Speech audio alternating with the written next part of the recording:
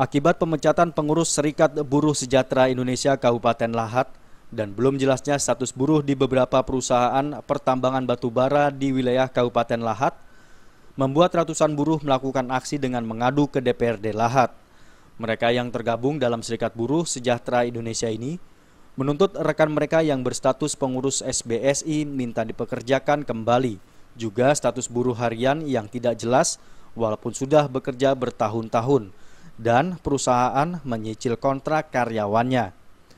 Sedangkan perjanjian kerja waktu tertentu perusahaan mengakalinya dengan perpanjang kontrak terus-menerus.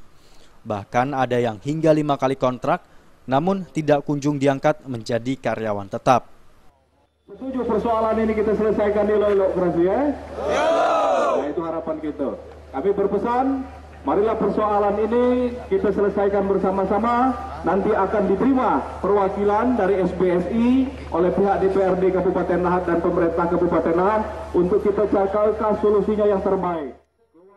Menanggapi aksi massa ini, dalam waktu dekat DPRD Lahat akan memanggil manajemen PT BSJ, termasuk pemegang IUP PT Bumi Merapi Energi, untuk dimintai penjelasan dan dipertemukan dengan SBSI. Dari Kabupaten Lahat, Sumatera Selatan, Jamil Hasan melaporkan.